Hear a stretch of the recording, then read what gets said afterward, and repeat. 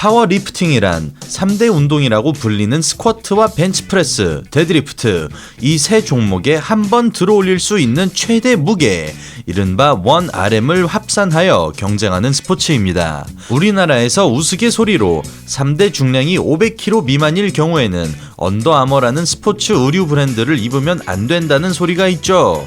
여기서 말하는 3대 중량이 바로 스쿼트, 벤치프레스 그리고 데드리프트입니다. 우리나라 평균 몸무게는 72kg를 기준으로 웨이트를 1, 2년 정도 꾸준히 한 중급자 남성의 3대 평균 무게는 331kg라고 합니다. 2년 이상 꾸준히 운동하고 자세 공부하고 식단 관리하여 고급자의 수준이 되었다고 해도 고급자의 평균 3대 중량은 457kg입니다. 3대 500이 얼마나 어려운 중량인지 대충 감이 오시겠죠? 그런데 말입니다. 오늘 차도르 방송의 주인공인 94년생 레리 휠즈는 22살 때부터 파워리프팅 세계 신기록을 갈아치우기 시작했고 26살인 2020년에는 가장 명성 있는 대회인 아놀드 파워리프팅에 140kg 체급으로 참가하여 3대 중량 합산 1075kg를 들어 올려 세계 신기록을 세웠습니다. 스쿼트 395, 벤치 293, 데드 387. 미쳤습니다. 이뿐만 아니라 파워리프터보다 레리를 잘 수식하는 단어는 다름 아닌 인플루언서인데요. 레리 휠즈는 현재 파워리프팅계에서 가장 인지도가 높은 선수라고 할 수 있겠습니다. 어마어마한 괴력으로 심심하면 개인 기록, 이른바 PR을 갈아치우는 레리의 유튜브 채널은 112만 명의 구독자의 사랑을 받고 있을 뿐만 아니라 세계 각국의 유명인이 방송에 출연할 정도로 굉장히 영향력 있는 리프터입니다. 잠시 살펴보겠습니다. 국내외에서 팔씨름 왕으로 알려진 코리안 헐크와 공항에서 팔씨름 대결도 하고 차도르 채널에서 지난번 소개드린 500kg 데드리프트 에디 홀과 먹방도 하고 로니 콜먼, 제이 커틀러, 브랜든 커리 등 보디빌딩 최고 대회인 미스터 올림피아 스타들까지 출연할 정도이죠. 한편 레리는 파워리프팅을 넘어 최근 본격적으로 보디빌딩계에서 커리어를 쌓고 있을 뿐만 아니라 스트롱맨들과 함께 훈련하며 World's Strongest Man 대회도 준비하고 있는 리프팅계의 팔방미인이라고 할 수 있습니다. 안녕하세요. 대한민국을 대표하는 격투기 및 무술 전문 분석 채널 차도르입니다. 1994년 미국 뉴욕에서 태어난 레리 휠즈는 형편이 넉넉치 않은 싱글맘인 어머니 밑에서 자랐습니다. 7살 무렵 레리의 집에는 어머니의 남자친구가 함께 살고 있었는데요. 집안에서 남자친구와의 불안하고 폭력적인 관계로 인해 레리의 어머니는 양육권을 박탈당하게 됩니다. 레리는 5년 동안 가정 위탁으로 이 집 저 집 돌아다녀야 했고 12살이 돼서야 어머니의 품으로 돌아갈 수 있었습니다. 레리의 어머니는 뉴욕이 지겹다며 레리와 함께 세인트 마틴 섬으로 이주해버렸죠. 영어가 잘 통하지 않는 세인트 마틴 섬에는 레리가 다닐 수 있는 학교가 없었습니다. 게다가 동네 아이들은 뉴욕에서 온 레리가 부자라고 생각하여 매일 레리를 괴롭히며 그의 물건을 빼앗았죠. 당시 깡마른 체형이었던 레리는 덩치가 커지면 괴롭힘이 없어질 것이라는 믿음을 가지게 되었습니다. 어머니에게 다가가 운동을 하고 싶다고 이야기하자 어머니는 빗자루와 콘크리트 블록으로 운동기구를 만들어 주었습니다. 열악한 환경이었지만 당시 레리에게 운동만큼 재밌고 간절한 건 없었습니다. 당시 빗자루와 콘크리트 블록으로 밀리터리 프레스, 바벨 컬 정도밖에 할 수 없었지만 레리는 굉장히 행복했었죠. 1년이 지나 레리는 14세 나이에 다시 뉴욕으로 돌아왔습니다. 도착하자마자 레리는 뉴욕의 헬스장을 찾았습니다. 덩치가 커지고 싶었던 레리는 몸이 큰 사람이면 누구든 존경했습니다. 그 결과로 레리는 17살의 나이에 헬스장의 형들을 따라 약물의 길로 빠지게 됩니다.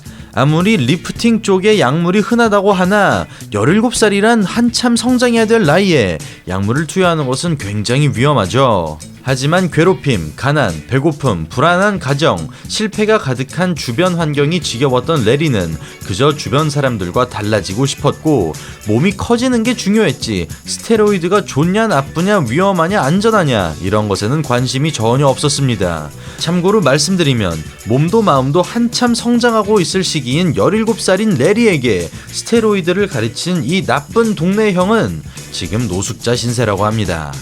어쨌든 레리는 빠르게 성장했습니다. 19살 무렵 헬스장에서 자신보다 더 힘세고 큰 사람을 찾기가 힘들어지자 레리는 인터넷을 통해 자신의 존재를 알리기 시작합니다.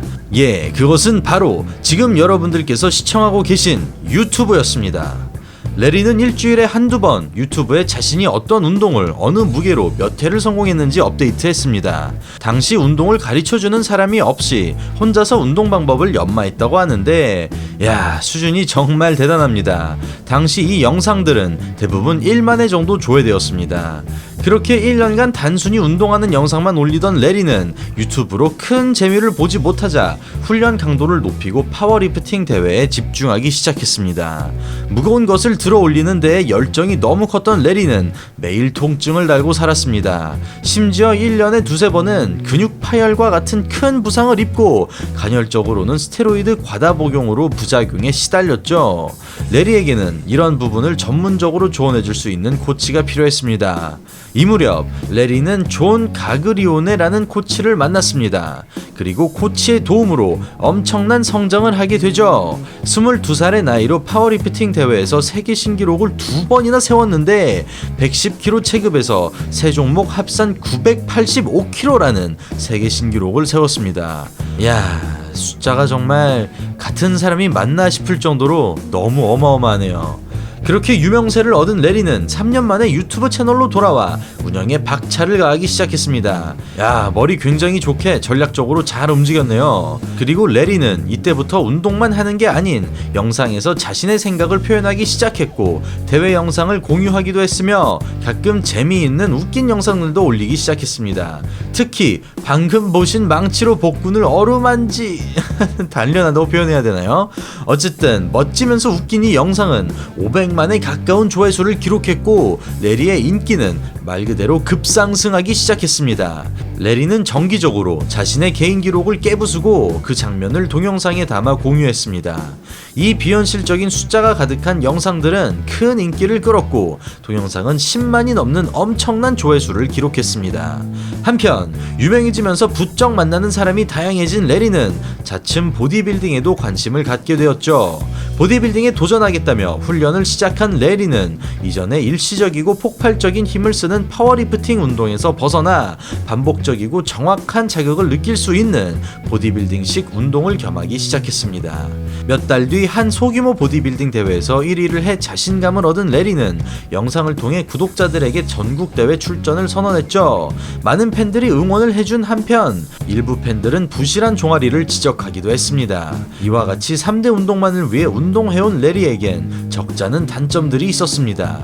약속대로 레리는 보디빌딩 전국대회에 출전합니다. 당시 나이 24살 268파운드 슈퍼 헤비급이었죠. 가까스로 탑10에 드는데 그친 레리는 우려된 것처럼 전문가들의 혹평을 받아야 했습니다. 희미한 복근, 수분 조절 실패로 인한 살주름 등 전체적으로 컨디셔닝이 너무 부족했던 거죠. 레리는 이 경험을 통해 보디빌더들의 식단은 파워리프터들의 식단보다 혹독하고 복잡하다 라고 말하며 보디빌딩의 어려움을 드러내기도 했습니다. 아직까지 추가적인 보디빌딩 대회 참가 계획은 없으나 레리는 브랜든 커리, 제이커 틀러 등 미스터 올림피아 출신의 레전드 보디빌더들과 함께 운동하며 성장하고 있습니다. 그리고 이 기회로 보디빌딩 팬들의 마음을 사로잡은 레리의 컨텐츠는 수백만 조회수를 기록할 정도로 인기가 많아졌죠. 한편 레리에게 또 하나의 도전 과제가 생겼습니다.